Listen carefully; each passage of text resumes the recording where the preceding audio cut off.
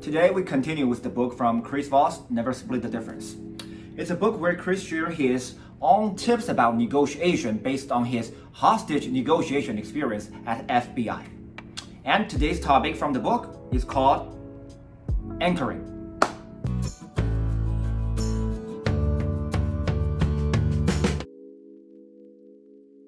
Anchor originally means this metal device that we attach to a ship so that when we lower the anchor to the bottom of the seabed, it will hold the ship without letting it moving too much.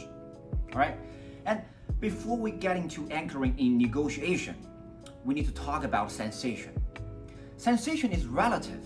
What I mean by that is if I put my left hand into cold water and my right hand into hot water, right, for a while, then put them into room temperature water. Even though they are experiencing exactly the same temperature, but they will feel different. Why? It's because the benchmark both of my hands are comparing to are different. So you see the benchmark here is the key. Now back to anchoring in negotiation. It's very similar. It means we anchor a benchmark into our counterparty's mind. All right? We do that first, and then we present our offer. So that compared to this benchmark we just anchored, our offer looks really, really good. And this might not even be a new idea for you. We see that all the time in our life. The most common one is like in price tag. We have this $5.99 and crossed out, right? And then we have $4.99 right below it. So that's what people are trying to do. They try to anchor our mind to $5.99. So comparing to the benchmark, $4.99 looks really, really cheap. It's a very well-known concept, but Chris provided a few new ways of anchoring. Very easy to use, but also very powerful. Sometimes people might not even notice you are anchoring them. This is a very interesting trick because there are already a lot of anchors existing in our life, in our mind already. And if you can leverage that, most people cannot even realize it when you use it against them. So remember, the best anchoring happens when your counterparty cannot realize it. So let's hear this one. Let's say we're going to meet and you ask me, hey Liu-Sha, when are you going to get here? There are two ways I can answer it. One, I'm going to be there in 1 hour. Another, I'm going to be there in 57 minutes. I'll pause a little bit and let you feel it. All right? So how do you feel? When you hear 1 hour, what really happens in your mind is, okay, Liu-Sha is going to be here in about 1 hour. But when you hear 57 minutes, you feel, okay, he's going to be here exactly 57 minutes. Why?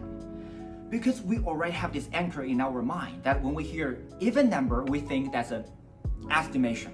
But when we hear odd number, we think that's a very carefully calculated, aka more accurate and believable. So we take odd number way more serious.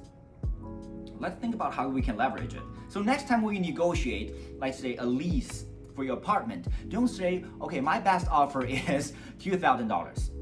Say, okay, my best offer is $1,926.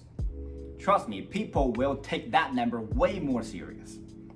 But also, use that carefully because people take that serious. You need to consider how much pressure you give people. Let's say we're going to have coffee tomorrow and you ask me, when do you want to meet, Liu-Sha? I say, let's meet at this coffee place 3:42 p.m. tomorrow. How you feel? You will feel weird, all right? So know the anchor is very strong and use it carefully. So when you are negotiating a single number, all right? Never just put down your offer with one number. Always use a range. What do I mean by that? For example, once when my recruiter asked me, say, hey Liu-Sha, what is your expectation of the compensation? Let's say my expectation is 100K, and I cannot just say, I want 100K. Instead of, I say this. I think my expectation is between 100K to 150K. All right, you see what I did? I anchor the recruiter's mind with 150K. So that 100K looks really small. The point here is not actually compared to 150K, the 100K looks small. The point here is when I throw out my offer with a wrench, the recruiter usually cannot spot that they are being anchored. That's the part. Remember, the best anchor happens when your counterparty doesn't even realize it. Now knowing anchor the benchmark into people's mind is the key part of anchoring. Now let's see how can we anchor people's emotion. Normally when we try to deliver bad news, we need to take care of people's emotion first. This is what Chris does when he tried to deliver bad news for his team and partner. So he came to the meeting room and say, I got a lousy proposition for you, man. By the end of the meeting, you're probably going to think I'm the worst businessman ever. And you would think I'm a big talker. You think I cannot plan, I cannot budget. And the first project out of FBI, I totally messed up. And you even think I can lie to you. But I still want to present this opportunity for you. And then he delivered the news.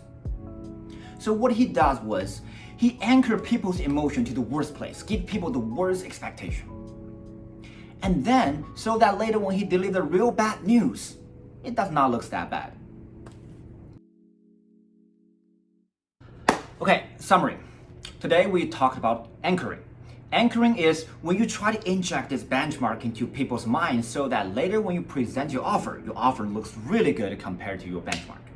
That's why we anchor people. And we shared a few tips from Chris Voss that how to actually use it. It's very easy, but also very powerful. Like the first one we talked about is when you negotiate a single number. Don't just give a single number in your offer. Use a range. Because when you do that, people cannot even realize it. And the second is, there are many existing anchors already in people's life, in people's mind. Use that. Just like when we take a even number, we think that's a estimation, but when we see odd number, somehow we just take it very serious. And the last part, when you try to deliver some bad news, and you may upset people, but you want to take care of that, you can try to anchor people's emotion into the worst possible expectation. And then your bad news does not look that bad anymore. Alright, so that's all I have today. If you enjoyed the content, click the like button, and please let me know, comment down below, let me know if you have any other anchoring tips. I would love to learn that. And finally, don't forget to subscribe. Alright, I will see you next time.